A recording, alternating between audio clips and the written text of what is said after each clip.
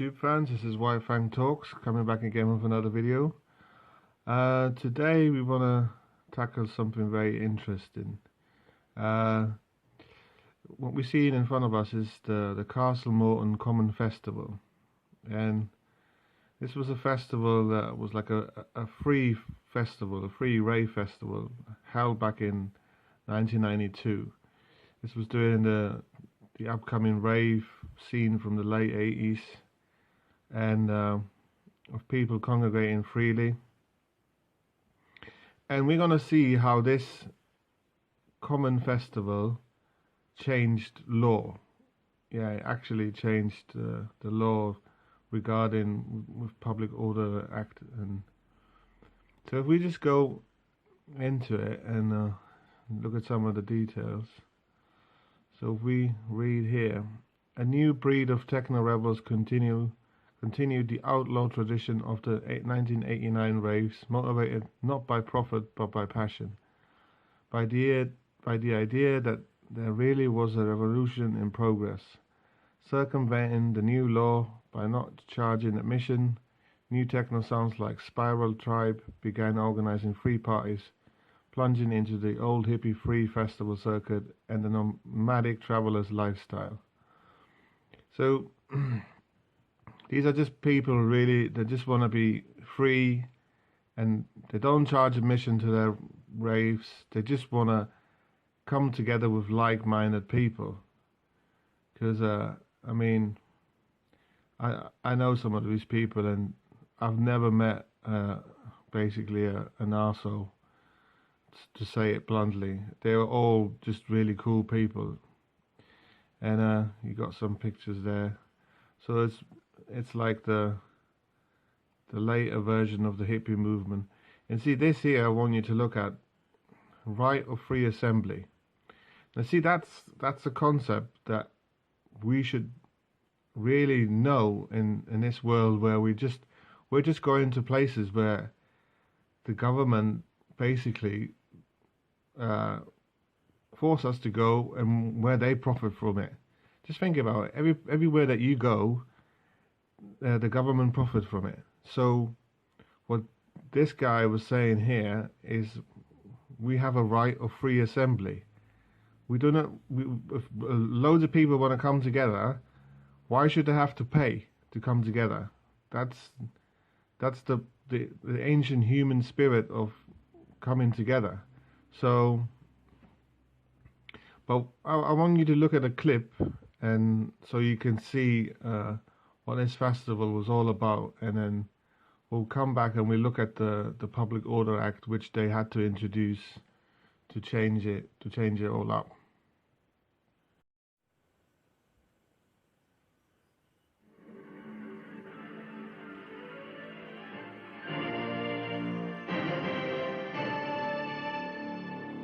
Good evening. Hundreds of travellers and hundreds of police officers are tonight continuing their cat and mouse game around the West Country. So far, the police have managed to stop the travellers congregating for a huge free festival over the coming weekend. Most activity is centred in the north of Avon and in South Gloucestershire. In a moment, we examine the extent of the police force's powers. But first, Graham Gardner describes the latest situation in the lay-bys between Gloucester and Stroud. Backed into a corner with nowhere to go, the travellers call a meeting on the side of a road in Gloucestershire. It's not only the heat they and their animals find oppressive. As police sweat it out nearby, alternative locations are under discussion, but no definite decisions are made. This was the A38 earlier today, with hundreds of travellers' vehicles holed up around the county. This motley collection of vans, caravans, buses and lorries is one of several parked in lay-bys at Morton Valence near Gloucester. Police monitored the situation closely, but there was an easy atmosphere after the travellers had been turned away from their original destination, Rodborough Common near Stroud, where they claim they were invited by the owner of Rodborough Fort. The lady herself came up to the site on the A46 where we were parked on the lay-by, handed out leaflets and said we could go up there. When we finally moved off, the police had blocked all the entrances up to the common, so nobody could get there. Joanne Willis-Williams bought Rodborough Fort 6 years ago. Her falcon rufus, she says, is a symbol of the ancient privileges she acquired as Lord of the Manor. including the right to hold a fair on the common nearby. That translates today as a pop concert. With the police helicopter patrolling overhead, she admitted, although regular users would not have liked it, she would have welcomed the travellers to the common. Everybody has a right to go onto common land. If they break the law, then it's up to the police to do something about it. But it's not for anybody else to obstruct anyone's progress onto common land. To discriminate between Mr. Richman in his Europa camper costing 20,000 and a local hippie in his home, travelling home, that's fully taxed, is just not fair. At the moment, it's a standoff. Police say the travellers will not be allowed to stay in Gloucestershire. The travellers say they don't know where they'll go.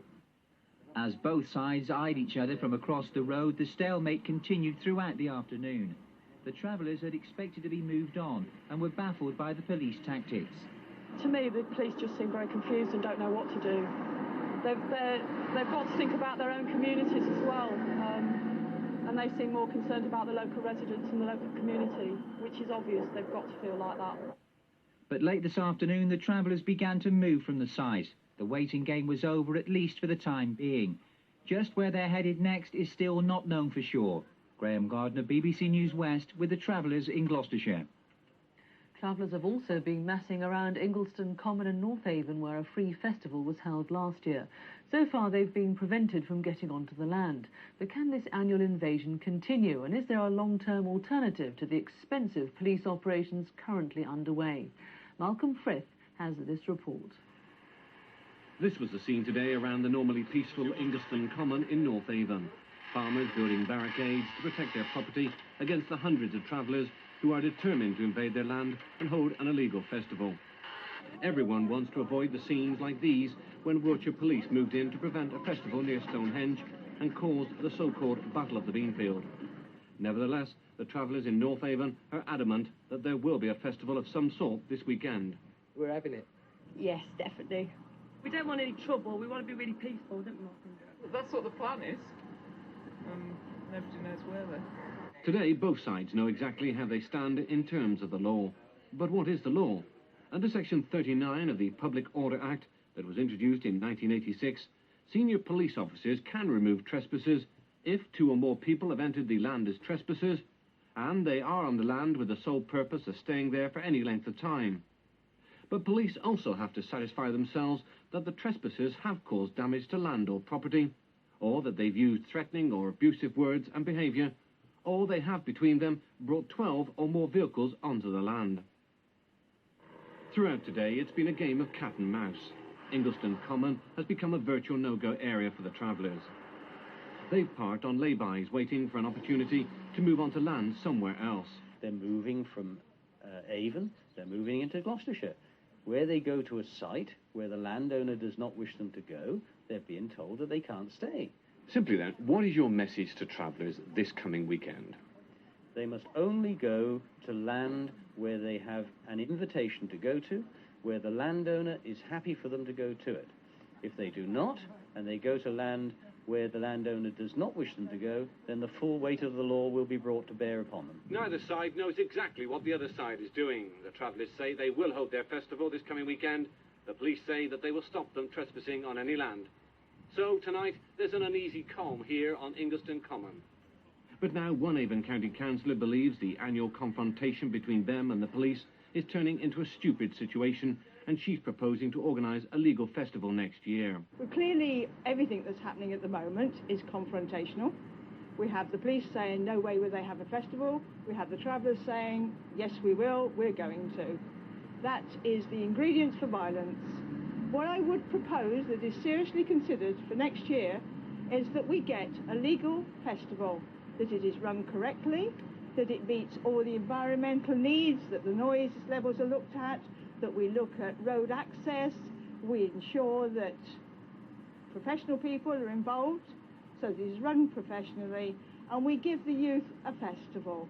But with the growing subculture of rave parties now starting to join up with the other subculture of New Age travellers, many people are calling for a fresh look at the whole problem.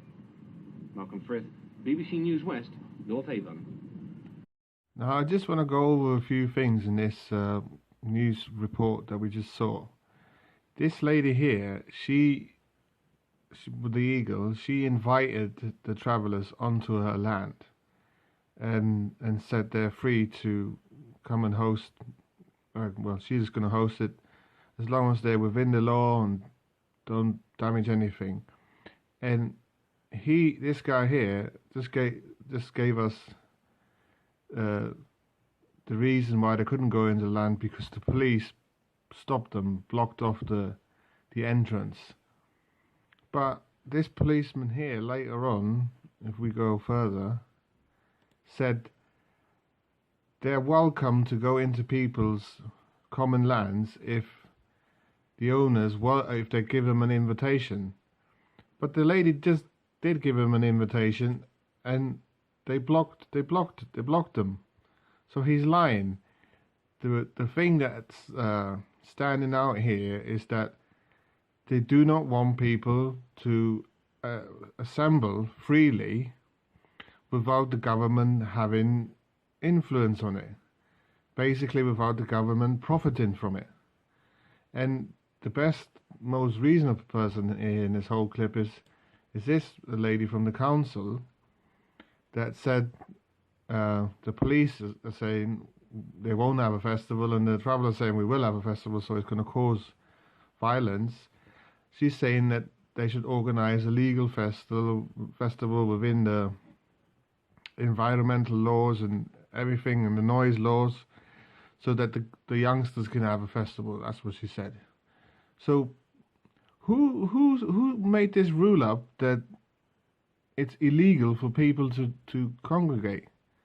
I mean, we'll go and look at the public order acts and the criminal acts, and it'll make more sense when we see that. So here we have it. This is the Criminal Justice and Public Order Act 1994.